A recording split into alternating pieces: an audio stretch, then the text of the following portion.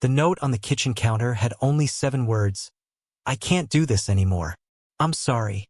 And just like that, Sade Whitfield's entire world shattered while a life grew inside her belly. But to understand how a billionaire could abandon his pregnant wife without a second glance, you have to go back to the beginning, back to when Sade still believed love was supposed to feel safe. She grew up in the kind of black community where doors stayed unlocked and neighbors knew your business before you did. Where Sunday dinners stretched into Monday mornings and aunties gave advice whether you asked for it or not. This was her foundation, a world built on presence, not promises, on showing up, not just saying the right words. Sade learned early that real love wasn't poetry or grand gestures. It was someone bringing you soup when you were sick. It was consistency. It was effort that didn't need applause. She carried that wisdom into adulthood, building a quiet but powerful career in financial operations.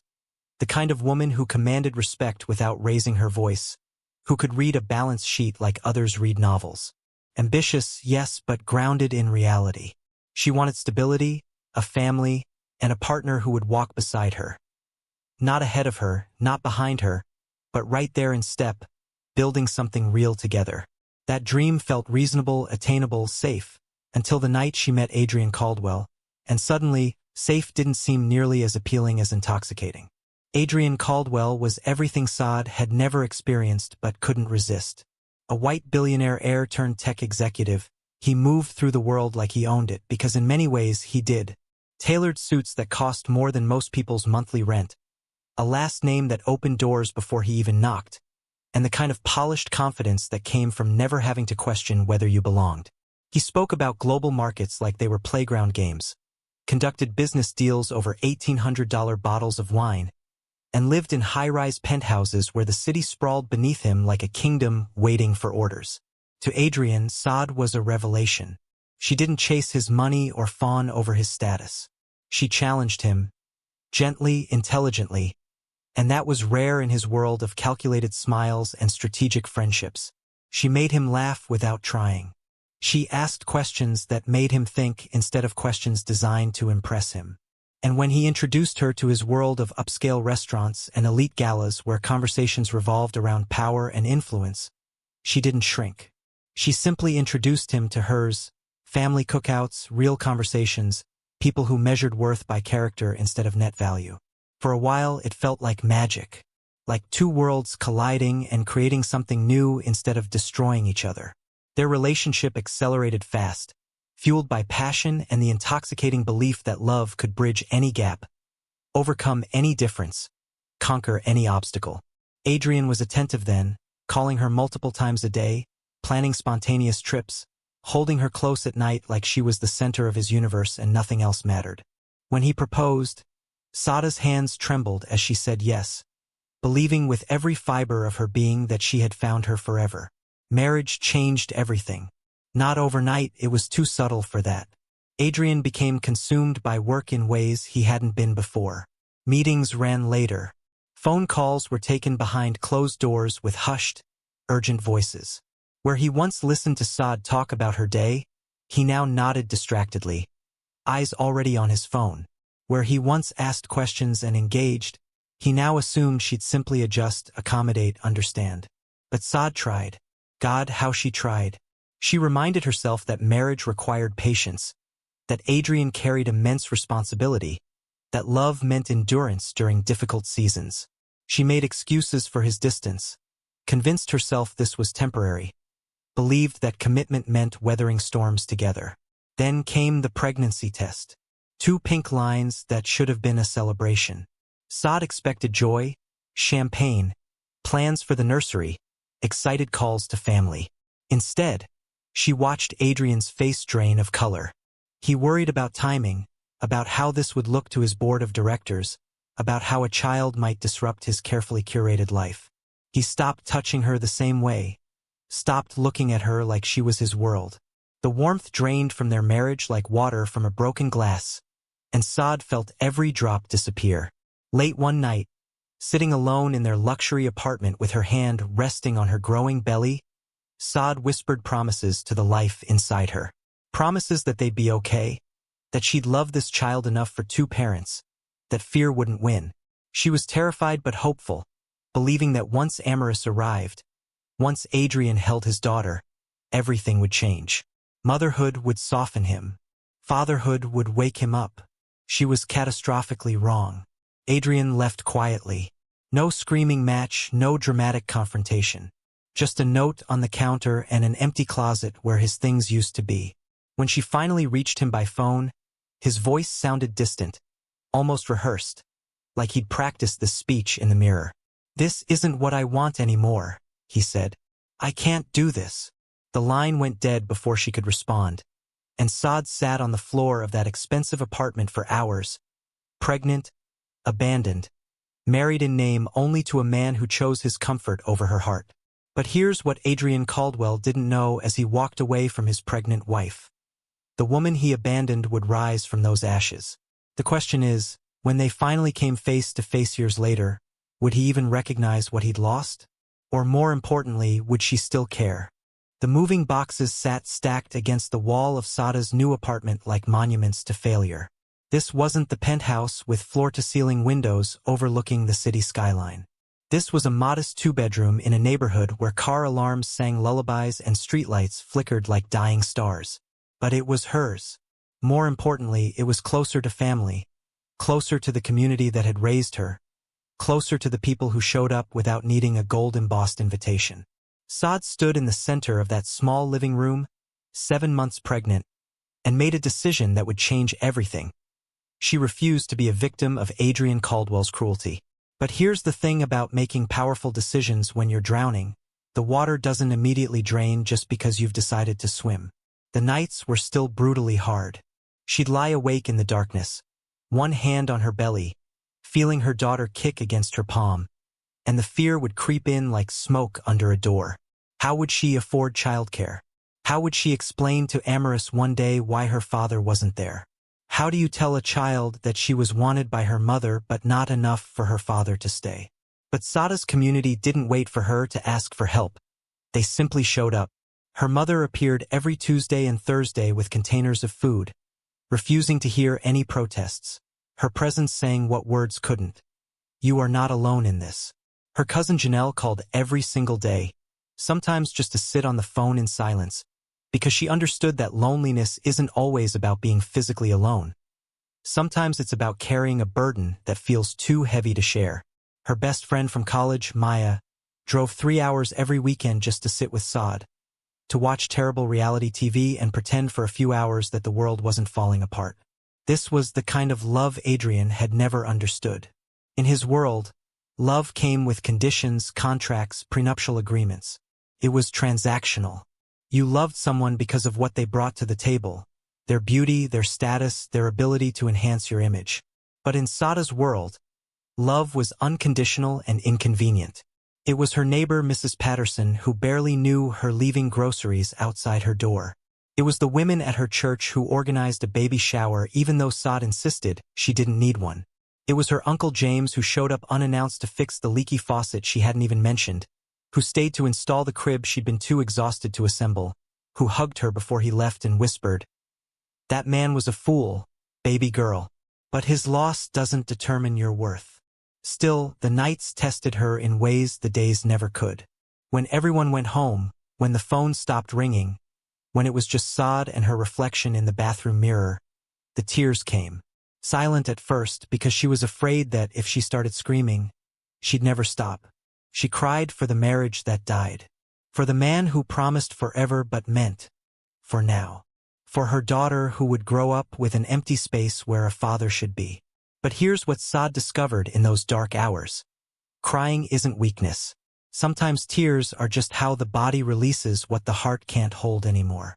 Pregnancy didn't slow Sade down. It sharpened her. She worked longer hours at her financial operations job, her reputation for calm professionalism somehow becoming even more pronounced now that chaos consumed her personal life. Her colleagues didn't know she was going through hell.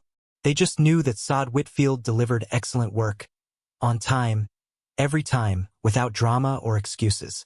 She took on extra responsibilities, volunteered for projects others avoided, built a reputation as the person you could count on when everything else was falling apart. Because that's what she was doing in her own life, showing up even when everything was falling apart. But working for someone else's company, making someone else wealthy, started to feel like betrayal. Every strategy she developed, every financial system she optimized, every dollar she saved her employer, it all built someone else's empire while she struggled to build a nursery. The idea came to her at 3 in the morning, jolted awake by Braxton Hicks contractions that felt like her body was rehearsing for the main event. If she could do this for other people, why couldn't she do it for herself? Why couldn't she build something that belonged to her, something that would belong to Amaris one day?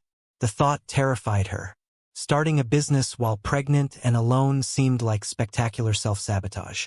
But then again, staying small and safe had gotten her a broken heart and an empty bed. So maybe it was time to try something different. Maybe it was time to bet on herself the way she'd once bet on Adrian, except this time, she wouldn't abandon herself when things got hard. Labor started on a Tuesday afternoon, 3 weeks early, because of course her daughter would be impatient. Sade was at her desk reviewing quarterly reports when her water broke, and for a surreal moment, she just stared at the puddle forming on the industrial carpet, thinking absurdly about who would clean this up. Her mother met her at the hospital, and Janelle arrived 30 minutes later, and Maya made it just before the real contractions started turning Sade's world into a kaleidoscope of pain and pressure and primal sounds she didn't know her body could make. 16 hours of labor. 16 hours of her body being torn apart and remade. 16 hours of nurses with kind eyes and firm hands guiding her through the most ancient and impossible task women have been doing since the beginning of time. And through all of it, through every contraction that felt like dying, through every moment she swore she couldn't do this, there was an empty chair beside her bed, a space where Adrian should have been, a void that shouted louder than any presence could.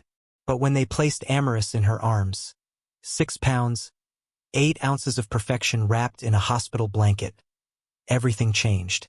Not in the gentle, gradual way that Sade had imagined. It was seismic, instantaneous, earth-shattering. She looked into her daughter's eyes, dark and unfocused and absolutely beautiful, and something inside her shifted so fundamentally that she would never be the same person again. This wasn't just love. This was purpose. This was clarity. This was the answer to every question she'd been asking in the darkness. Holding Amaris, Sade made a promise, not to an absent father or a broken marriage, but to this tiny human who depended on her for everything. "I will build you a life filled with love, not abandonment," she whispered, her tears falling onto Amaris's perfect face. "I will show you what it means to be strong. I will teach you that your worth isn't determined by who stays or who leaves. I will love you enough for 2 parents, and you will never, ever doubt that you are wanted." In that moment, Sade stopped being the woman Adrian left behind. She became the mother Amaris deserved. And that transformation would prove more powerful than Adrian Caldwell could have ever imagined. Motherhood didn't make Sade softer, it made her lethal. Every decision became intentional. Every sacrifice carried meaning. Every moment was invested with purpose because she wasn't just living for herself anymore. She was building a legacy for her daughter, creating a blueprint of strength that Amaris could follow when life inevitably tried to break her too. 3 months after Amaris was born, Sade launched Whitfield Financial Consulting from her laptop at her kitchen table, working during nap times and after bedtime, fueled by coffee and determination and the bone-deep certainty that she couldn't afford to fail. Her first client was a local bakery struggling with cash flow management. The owner, a black woman named Denise who'd been baking since she was 6 years old, had incredible talent but zero business training. Sade spent hours teaching her basic accounting principles, helping her understand profit margins, showing her how to track expenses and forecast revenue. When Denise's bakery turned profitable for the first time in 3 years, she told everyone she knew about the miracle worker who'd saved her business. Word spread the way it does in tight-knit communities, through church groups and book clubs and hair salons and family reunions. Suddenly Sade had more clients than she could handle. A landscaping company that needed help bidding on commercial contracts. A family restaurant struggling with payroll. A cleaning service trying to expand but terrified of the financial risk. These weren't Fortune 500 companies. They were small businesses run by people who looked like her, who came from communities like hers, who'd been told their dreams were too small to matter. And Sade didn't just manage their books. She taught them how to think like business owners, how to value their labor, how to stop settling for survival and start building wealth. Her reputation grew, not in boardrooms or on LinkedIn, but in the places that mattered, around dinner tables and in community centers and at neighborhood gatherings. People trusted her because she understood what it meant to fight for every dollar, to stretch a budget until it screamed, to make impossible choices between necessities. She'd lived it. She was still living it. But she was also winning, slowly but undeniably, building something real from absolutely nothing. Caleb Rowe walked into Sade's life on a Wednesday afternoon, holding a file folder and looking apologetic. One of her clients had referred him, a contractor who needed help understanding his tax obligations before the IRS made the decision for him. Caleb owned a small construction company, the kind that did honest work for fair prices, that showed up on time and cleaned up after themselves and treated clients' homes like they were sacred spaces. He was a white man from a working-class background, with calloused hands and paint-stained boots and the kind of quiet confidence that didn't need to announce itself. Their first meeting was supposed to last an hour. It lasted 3. Not because the work was complicated, but because Caleb asked questions that showed he actually wanted to understand, not just to be told what to do. He took notes in a worn leather notebook. He asked Sade to explain concepts he didn't grasp instead of nodding and pretending he understood. He treated her expertise with respect, never once questioning her knowledge or talking over her or doing that infuriating thing some men do where they rephrase what you just said as if the idea was theirs. But what really caught Sade's attention happened at the end of that meeting. Amaris, who'd been napping in the portable crib in the corner of Sade's small office, woke up crying. Sade apologized, moving to pick up her daughter, already preparing to cut the meeting short the way she'd done 100 times before. But Caleb just smiled and said, "Take your time. Babies don't operate on business hours." And when Sade sat back down with Amaris on her hip, trying to soothe her while reviewing Caleb's quarterly estimates, he didn't show even a flicker of impatience or annoyance. He just waited, completely at ease, occasionally making funny faces at Amaris that made her giggle. Most men would have seen the baby as an inconvenience, a complication, evidence that Sade came with baggage.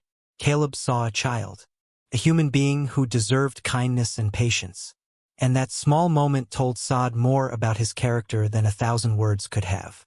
Caleb became a regular client, meeting with Sade monthly to review his business finances. But somehow those meetings always ran long. Somehow they started including coffee. Somehow professional conversations drifted into personal territory. Carefully, respectfully, with neither of them rushing toward anything but both of them aware that something was shifting. Caleb was nothing like Adrian. Where Adrian had been all flash and performance, Caleb was steady and authentic. Where Adrian made grand gestures that meant nothing, Caleb made small ones that meant everything. He remembered that Sade mentioned loving caramel lattes, so he started bringing her one to their meetings. He noticed her office chair was falling apart and showed up one day with a better one, assembled and ready to use, refusing payment because, "I had an extra one from a job site." When Sade's car broke down and she mentioned she'd have to reschedule their appointment, he offered to meet at her apartment instead, arriving right on time and never once making her feel like the change was an inconvenience. But here's what made Sade's walls start to crack. Caleb never pushed. He never demanded her time or her attention or her affection. He simply showed up, consistently, proving through actions instead of words that he was someone she could count on. When other men might have interpreted professional courtesy as romantic interest, Caleb respected boundaries. When other men might have seen her single motherhood as an opportunity to play hero, Caleb treated her like a capable woman who was doing just fine on her own but might appreciate some company along the way. The first time Caleb met Amaris properly, not as a crying baby in a business meeting but as a person, Amaris was 18 months old and deeply suspicious of strangers. Sade had invited Caleb to a community barbecue, a casual invitation she'd almost talked herself out of a dozen times, terrified of what it might mean or how he might react to seeing her full life, not just the professional version she showed in their meetings. But Caleb arrived with a smile, fitting seamlessly into the chaos of kids running and music playing and aunties interrogating any new face with the thoroughness of FBI agents. Amaris, clinging to Sade's leg and staring at this stranger with her father's eyes and her mother's skepticism, wasn't easily won over. But Caleb didn't try to force it. He didn't crouch down and get in her face or try to bribe her with attention. He just sat on the grass nearby, talking to Sade, occasionally rolling a ball in Amaris's direction with no expectation that she'd roll it back. After 20 minutes, Amaris ventured closer. After 30, she grabbed the ball. After an hour, she was sitting next to Caleb, showing him her favorite toy, a worn stuffed elephant named Bubba, and Caleb listened to her toddler babbling like she was speaking profound truths. Sade watched this interaction with her heart in her throat, thinking about Adrian, who'd never even met his daughter, who'd walked away before she was born and never looked back. And here was Caleb, a man who owed them nothing, treating Amaris with gentle patience and genuine interest. Not because he was trying to impress Sade, but because that's just who he was. Love grew slowly between them, like roots finding their way through stone. Patient, persistent, inevitable. Sade was terrified of it at first. She'd built walls around her heart that were supposed to be permanent, protective structures that would keep her safe from ever feeling that kind of devastation again. But Caleb didn't try to tear down those walls. He just sat outside them, steady and present, proving day after day that not all men leave, that not all love is conditional, that partnership can be real. Their first kiss happened on Sade's doorstep after a community fundraiser they'd both attended. Amaris was already inside with Sade's mother, and Caleb had walked Sade home even though his truck was parked in the opposite direction. They stood there in the glow of the porch light, and Sade felt 17 and terrified and hopeful all at once. "I like you," Caleb said, with the kind of straightforward honesty that was so rare it felt revolutionary. "I like spending time with you. I like who you are. I like who I am when I'm with you. And I know you've been hurt, and I know you have every reason to be cautious, so I'm not asking for anything you're not ready to give. I just wanted you to know where I stand." Sade kissed him then, not because she was sure of anything, but because she was tired of letting fear make all her decisions. It was a gentle kiss, tentative, like they were both afraid of breaking something precious. But it was also honest in a way that Sade hadn't experienced before. No performance, no agenda, just two people choosing to be vulnerable with each other and seeing what happened next. But here's where the story gets complicated, because Sade's heart, despite its best intentions, kept one foot outside the door. She let Caleb in, but not all the way. She shared her days but protected her nights. She introduced him to Amaris but kept him separate from her deepest fears and her rawest wounds. Part of her was still that woman sitting on the floor of a penthouse apartment, pregnant and abandoned, waiting for another shoe to drop. What if Caleb left too? What if she let herself love him completely and he decided she was too much work, too complicated, too damaged? What if Amaris got attached and then lost another father figure? The questions haunted her in quiet moments, whispered doubts that even Caleb's consistency couldn't completely silence. But Caleb understood something that Adrian never had. Love isn't about possession or perfection. It's about showing up, especially when things are hard, especially when the person you love is scared and hurting and not at their best. He never complained about Sade's walls. He never demanded more than she could give.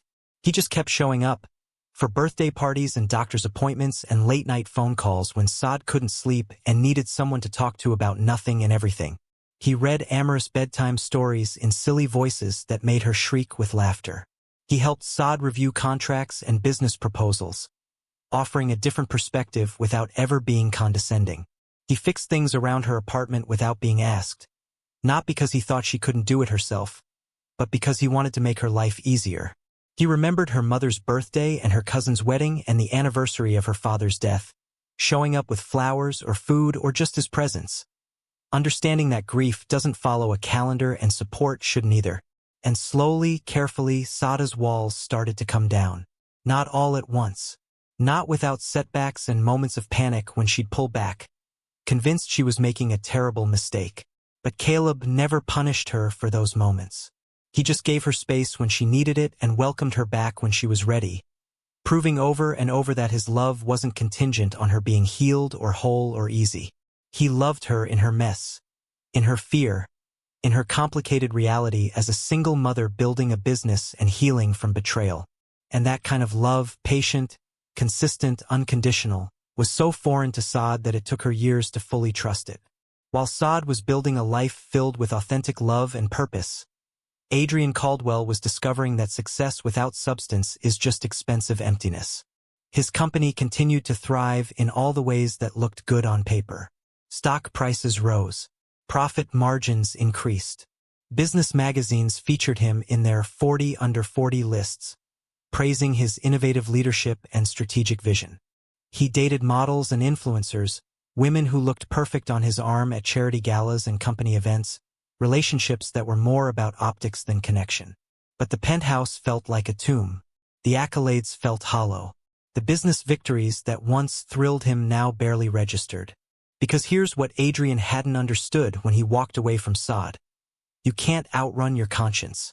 You can't achieve enough success to drown out the voice that whispers in the dark, reminding you of what you threw away, who you hurt, who you abandoned. He thought about Sade constantly, more than he would ever admit to anyone. He wondered if she'd had the baby, if it was a boy or a girl, if they were okay, if she hated him, if she thought about him at all. He told himself he'd done the right thing, that he'd been honest about not being ready, that staying would have been worse than leaving. But late at night, when the rationalizations failed and the truth crept in, he knew he'd been a coward. He knew he'd broken something precious because he was too afraid to become someone worthy of keeping it. His relationships fell apart with predictable regularity. Every woman eventually realized that Adrian was emotionally unavailable, that some part of him was always somewhere else, that he was trying to fill a void with their beauty or their status, but it wasn't working. His friends, if you could call them that, were business connections wrapped in the language of friendship, people who valued what he could do for them but wouldn't show up if he actually needed them. His family, wealthy and emotionally distant, thought his life looked perfect and never bothered to look closer. Karma doesn't always arrive loudly, like a car crash or a scandal. Sometimes it arrives quietly, in the form of regret that sits on your chest at 3 in the morning. Sometimes it's the slow realization that you have everything you thought you wanted and none of what you actually need. Sometimes it's looking at your reflection and barely recognizing the person staring back. Successful, wealthy, accomplished, and profoundly, devastatingly alone. Adrian tried to convince himself he didn't care. He threw himself into work with even more intensity, closed deals that added millions to his net worth, expanded into international markets, did everything that should have felt like winning. But victory tastes like ashes when you're celebrating alone. Achievement feels meaningless when there's no one you want to share it with. And success is just another word for distraction when you're trying not to think about the family you abandoned before they even became real to you. Years passed. Amaris turned 3, then 4, then 5. Sade's business grew from a kitchen table operation to a legitimate firm with actual clients and steady revenue. She moved to a better apartment, then bought a small house with a yard where Amaris could play. She hired her first employee. She was featured in a local business magazine for her work supporting minority-owned small businesses. She became a mentor to young women trying to start their own companies, sharing the hard-won wisdom she'd earned through struggle and sacrifice. Caleb proposed on a Saturday afternoon in Sade's backyard, with Amaris helping by holding the ring box upside down and nearly dropping it in the grass. It wasn't flashy or elaborate. No skywriting or flash mobs or hidden cameras. Just Caleb, getting down on one knee and saying, "I love you and I love Amaris, and I want to build a life with both of you. Not because you need me to, but because I can't imagine being anywhere else. Will you marry me?" Sade said yes through tears, not the sad tears she'd cried alone all those nights after Adrian left, but the kind that come when you realize healing is possible, when you discover that one person's betrayal doesn't define your capacity for love, when you finally trust that you deserve good things. Amaris jumped between them, shouting, "We're getting married," even though she didn't fully understand what that meant, just that it made her mother happy and Caleb was going to be around forever, which seemed pretty great to her. But the universe has a wicked sense of timing, because just when Sade's life was falling into place, business thriving, relationship solid, daughter happy, the city announced its annual recognition awards for small business excellence and community impact. Sade was nominated. Not just nominated. She was going to be honored on stage in front of hundreds of people for everything she'd built from nothing. The ceremony would be held at the Grand Marquis Hotel, the the same hotel where she and Adrian had attended events years ago, back when she was trying to fit into his world and losing herself in the process. Sade almost didn't go. The memories felt too heavy, the symbolism too pointed. But Caleb convinced her that showing up for her own celebration wasn't optional. "You earned this," he said. "You survived what would have destroyed most people, and you built something beautiful from the wreckage. You deserve to stand on that stage and let people celebrate you. Don't let old ghosts steal your moment." So Sade said yes. She bought a dress. Nothing like the expensive designer gowns Adrian used to insist she wear, but something that felt like her. Elegant, powerful, authentic. Caleb rented a suit. Amaris got a new dress and practiced her fancy walk for weeks. Sade's mother and cousins bought tickets. It was going to be a celebration, a victory lap, proof that she'd not only survived but thrived. What Sade didn't know, what she couldn't have known, was that Adrian Caldwell's company was one of the event sponsors. What she didn't know was that he'd be there, sitting in the audience when they called her name and she walked onto that stage. What she didn't know was that the story she thought was finished, the chapter of her life she'd closed and moved beyond, was about to crack open one more time. Because sometimes the universe isn't done with you yet. Sometimes the person who broke you has to see what you became in their absence. Sometimes the only way to truly close a chapter is to face it one final time, not as the person who was hurt, but as the person who healed. So when Sade stood on that stage, radiant and confident, and her eyes swept across the audience and landed on a face she tried so hard to forget, when time seemed to stop and the air felt too thick to breathe and every person in that room faded except for Adrian Caldwell staring back at her with an expression she couldn't quite read. What do you think happened next? When the man who abandoned her pregnant and alone came face to face with the empire she built from his betrayal, when he saw not a broken woman but a warrior, not a victim but a victor, how do you think that story ends? The applause was deafening, but Sade barely heard it. Time didn't stop. That's a cliché people use when they don't know how to describe the way reality fractures into before and after. What actually happened was this. Every sound in the Grand Marquis Hotel ballroom became muffled, like she was underwater, and her vision tunneled until the only thing in focus was Adrian Caldwell's face, pale and shocked, staring at her from the third row like he'd seen a ghost. And maybe he had. Maybe the woman standing on that stage in a midnight blue dress, confident and glowing and utterly transformed, was a ghost to him, the ghost of what he'd thrown away, the ghost of who he could have loved if he'd been brave enough. Sade's hand trembled slightly as she accepted the crystal award, but her voice didn't waver when she stepped to the microphone. Not for him. Never again for him. She spoke about resilience, about community, about the beauty of building something meaningful from absolute nothing. She thanked her clients who'd trusted her when she was just a woman with a laptop and a dream. She thanked her family who'd shown up when her world was falling apart. She thanked Caleb, her voice softening just slightly, calling him her partner in every sense of the word. And she thanked Amaris, her daughter, her purpose, her reason for becoming unbreakable. From the audience, Caleb watched her with pure pride radiating from his face. Amaris, sitting on her grandmother's lap, waved enthusiastically even though Sade had told her to sit still.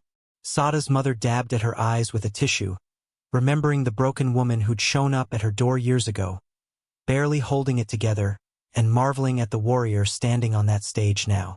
But Adrian looked like he was watching his own funeral, the death of every possibility he'd killed when he walked away, the burial of every future he'd chosen not to fight for.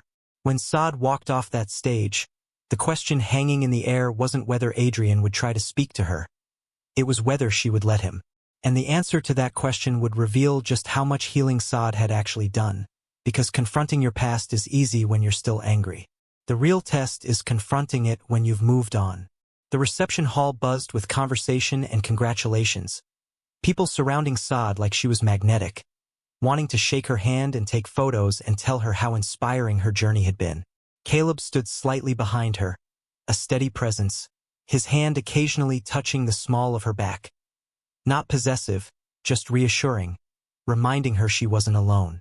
Amaris had been whisked away by Sade's cousins, probably being fed too much cake and allowed to do things Sade would disapprove of. But right now that felt like the least of her concerns. because she could feel Adrian moving through the crowd toward her. She didn't have to see him to know. Some part of her, the part that had loved him once, the part that had been destroyed by his leaving, was still attuned to his presence like a compass pointing north against its will. When he finally reached her, standing just outside the circle of well-wishers, waiting for a break in the conversation, Sade made a choice. She could pretend she hadn't seen him, could let Caleb guide her away, could avoid this confrontation entirely, or she could face it head-on on her terms, from a position of strength rather than pain. She chose strength.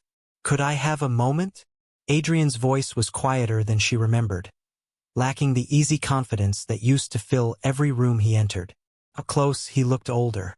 Not just in years, but in the way people age when life stops being easy, when consequences catch up, when mirrors start reflecting truths you'd rather not see.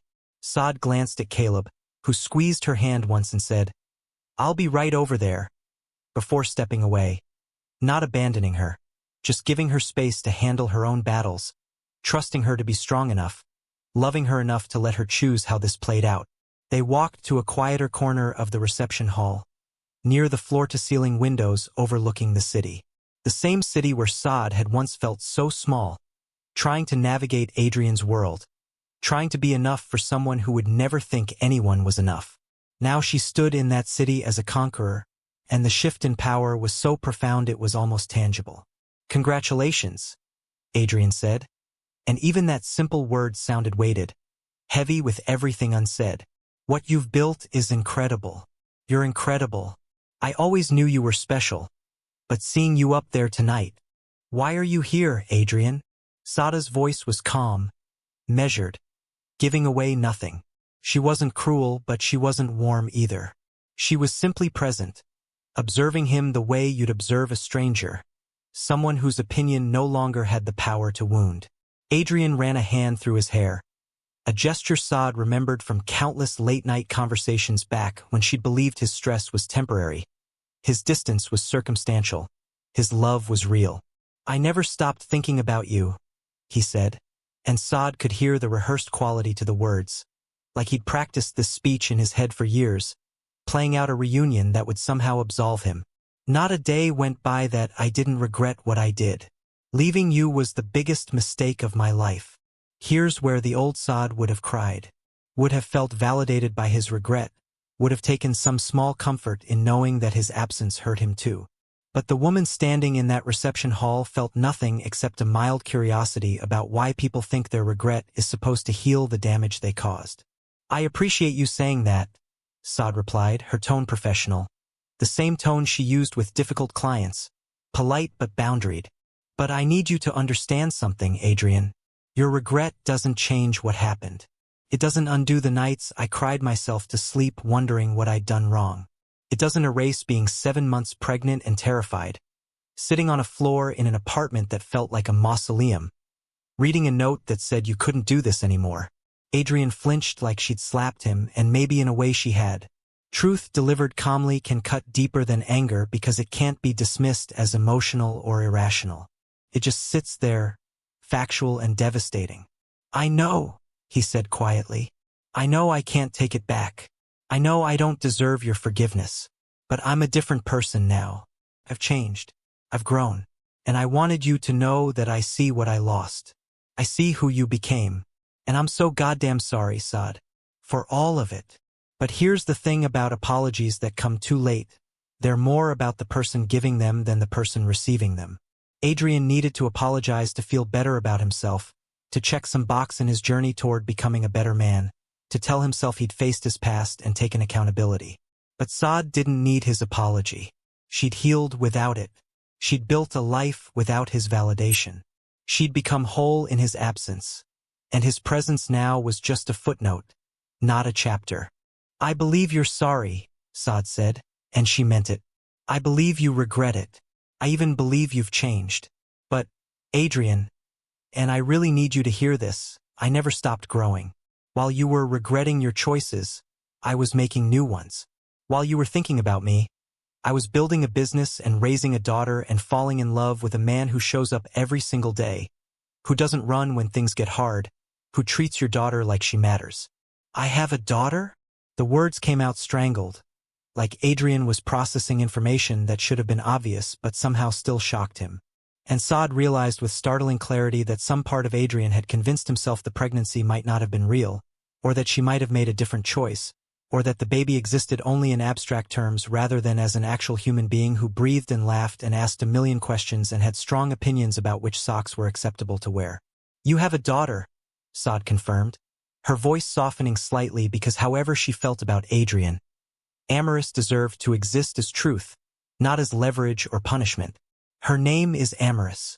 She's 5 years old. She's brilliant and funny and stubborn, and she loves elephants and science experiments and singing songs she makes up that don't rhyme, but she doesn't care. She's everything good in my life." Sade paused, watching emotions flicker across Adrian's face. Shock, grief, longing, fear, and made another choice, one motivated not by kindness to him but by honesty for Amaris. "She's here tonight. Would you like to meet her?" The question hovered between them, loaded with implications neither of them fully understood yet. What would happen if Adrian met Amaris? Would he want to be involved? Did Sade even want that? Would Amaris understand? But before Sade could spiral into the complexity, Caleb appeared with Amaris's hand in his, the little girl's face covered in chocolate frosting, evidence of the cake conspiracy Sade had suspected. "Mama, I only had one piece, I promise," Amaris announced immediately, the kind of preemptive confession that suggested she definitely had more than one piece. But then she noticed Adrian, studied him with the unfiltered curiosity of children, and asked, "Who's this?" Sade knelt down to Amaris's level, her hands on her daughter's small shoulders, grounding herself in this moment, in this truth. "Amaris, this is Adrian Caldwell. He's—" And here Sade paused, because how do you explain to a 5-year-old that this stranger is her biological father, that he left before she was born, that his absence shaped her life in ways she doesn't understand yet? How do you give truth without trauma? "He's someone I used to know, sweetheart. Someone who's been gone for a long time." Amaris processed this with the seriousness of someone much older, then looked at Adrian and said, "Did you go on a trip?" "Something like that," Adrian managed, his voice thick with emotion that Sade couldn't quite read. Regret, maybe, or grief for time lost, for milestones missed, for a daughter who looked at him like he was nobody because to her, he was. "You're very beautiful, Amaris. You have your mother's eyes." Amaris beamed, because 5-year-olds are generally delighted by compliments, then turned to Caleb and said, "Can I have more cake now?" Caleb laughed and said, "Absolutely not." But he was smiling when he said it, and Amaris didn't argue, just tucked herself against his side in the easy way children do with adults they trust completely. And Sade watched Adrian watch this interaction, watched him see what he'd missed, who Amaris had become without him, what family looked like when it was built on presence instead of biology. She watched him realize that he wasn't her father in any meaningful sense, that Caleb occupied that space, that love isn't DNA, it's showing up, and he'd forfeited his claim to that title the day he walked away. Later, after Amaris had been taken home by Sade's mother, after the reception had wound down and only stragglers remained, Sade and Adrian stood by those same windows, the city glittering beneath them like a blanket of stars brought to earth. Caleb was across the room talking to some of Sade's business colleagues. Always comfortable in any setting, always exactly who he was without apology or performance. "He's good to her," Adrian said, not quite a question, not quite a statement. "To both of you." "He's exceptional," Sade replied, her voice warm in a way it hadn't been when speaking to Adrian. "He's patient and kind and present. He doesn't run when things are hard. He shows up for us every single day, not because he has to, but because he wants to. Because that's who he is. Amaris calls him Caleb now, but I know that'll change eventually. And when it does, when she decides to call him Dad, it'll be because he earned it. Not because biology declared it, but because love proved it." The words landed like they were meant to, not as cruelty, but as truth. Sade wasn't trying to hurt Adrian. She was simply stating facts, drawing boundaries, making clear that his regret, however genuine, didn't entitle him to anything. Not her forgiveness, not her time, certainly not a relationship with Amaris. I don't expect you to forgive me, Adrian said quietly. I don't even know if I've forgiven myself. But I needed to see you, to tell you that you deserved better than what I gave you, that my leaving had nothing to do with your worth and everything to do with my cowardice. I needed you to know that you didn't do anything wrong. The failure was mine, completely mine. I know, Sade said simply. And she did know, had known for years. Therapy had helped. Time had helped. Building a life she was proud of had helped. She'd stopped internalizing his abandonment as evidence of her inadequacy and started seeing it for what it was. His limitation, his fear, his choice. I spent a long time blaming myself, wondering what I could have done differently, how I could have been enough. But I'm not doing that anymore, Adrian. I'm not carrying your choices as my shame. This was the revenge Sade had never planned but had somehow achieved anyway. Not bitterness, not cruelty, not even anger, just complete and total indifference to his opinion, his regret, his pain. She'd become someone who didn't need his validation or his apology to feel whole. She'd built a life so full and rich that his absence from it was irrelevant. She'd found love that didn't require her to shrink or perform or prove herself worthy. She'd raised a daughter who would never doubt that she was wanted. She'd created success on her own terms, wealth that wasn't tied to his last name, respect that wasn't borrowed from his status. What happens now? Adrian asked, and Sade heard the question beneath the question. Could there be something between them again? Could he meet Amaris regularly? Could he be part of this family he'd abandoned? Sade took a breath, looked out at the city that had once intimidated her, and now felt like home, and gave him the truth. Now you go live your life, and I continue living mine. You don't get to be part of Amaris's story, Adrian. Not yet. Maybe not ever. That's not punishment, it's protection. She has stability now, security, love from people who've proven they won't leave when things get hard. I won't disrupt that for your redemption arc. If you want to be in her life someday, you'll have to prove over years, not months, that you're capable of consistency. You'll have to show up without expectation or entitlement. And even then, the decision will be hers, not yours. Adrian nodded slowly, and Sade could see him processing this, understanding that there would be no dramatic reconciliation, no instant forgiveness, no shortcut to absolution. That's fair, he said finally. More than fair. Thank you for letting me meet her, even briefly. Thank you for being kind when you had every right not to be. But Sade shook her head. I'm not being kind, Adrian. I'm being healthy. Kindness would require me to care about your feelings, to worry about your healing, to make this easier for you. I don't. I'm being civil because that's who I am, not because you deserve it. I'm telling you the truth because honesty is important to me, not because I owe you anything. Don't mistake my peace for weakness or my boundaries for cruelty. I've simply moved on, and moving on means you don't get to be central to my story anymore. Caleb approached then, his timing impeccable as always, his hand finding the small of Sade's back in that familiar, grounding way. Ready to head out? He asked Sade, his eyes warm, his presence solid. Then he extended his hand to Adrian, because Caleb was the kind of man who could be gracious even to the person who'd hurt the woman he loved. Good to meet you, Adrian. Sade's told me about you. They shook hands, and the contrast was striking. Adrian in his expensive suit looking diminished somehow. Caleb in his rental tuxedo looking like he belonged anywhere Sade was. Take care of them, Adrian said, his voice rough. Please. Every day for the rest of my life, Caleb replied. Not as a promise to Adrian, but as a statement of fact. A commitment he'd already made to Sade and Amaris long before this moment.